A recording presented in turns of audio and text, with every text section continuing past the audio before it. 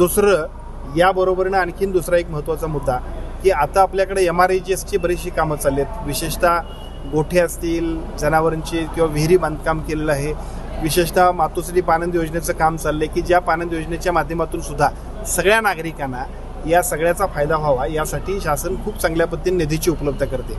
परंतु ज्या पद्धतीने या सगळ्याला उशीर होतोय, जाणीवपूर्वक उशीर होतोय, अशा काही तक्रारी नागरिकांच्याकडून येत होत्या. त्यासाठी आज सन्माननीय या विभागाचे जे काही रोजगार हमी विभागाचे उपजिल्हाधिकारी आहेत त्यांच्या अध्यक्षतेखाली डेप्युटी CEO ग्रामपंचायत आणि एक्झिक्युटिव्ह इंजिनियर बांधकाम जिल्हा परिषद या तिघांच्या माध्यमातून नेमकं गाव पातळीपासून ते याची शासकीय मान्यता आणि निधीची प्रत्यक्ष सगळ्या प्रदान करण्यापर्यंत जो काय उशीर होतोय अशासाठी एक कमिटी आपण नियुक्त केली. उद्देश इतकाच आहे की गोठ्याचं काम असेल, विहिरीचं काम असेल, रोजगार हमीतलं कुठलंही काम असेल, मातोश्री पानंद योजनेचं काम असेल किंवा पंतप्रधान आवास योजनेच्या माध्यमातून दिले जाणारे काम असेल, या कामाच्या मस्टरपासून प्रत्यक्ष पैसे मिळण्यापर्यंत जो विलंब होतोय त्यामुळे लोकांच्यामध्ये एका बाजूला योजना चांगली आहे पण त्याचा लाभ होत नाही अशा पद्धतीच्या तक्रार आहे. याची वस्तुस्थिती ही कमिटी 1 महिन्यामध्ये आमच्यासमोर सादर करेल आणि त्याच्या माध्यमातून जिल्ह्यातल्या सर्व नागरिकांना रोजगार हमीची कामं झाल्यानंतर तात्काळ निधी उपलब्ध होईल आणि तो होत असेल तर त्याच्यामध्ये अडथळे कुठले येणार नाहीत याबद्दलची स्पष्टता सुद्धा आम्ही घेतोय की ज्याचा फायदा होणार आहे. एक आणखीन महत्त्वाचा मुद्दा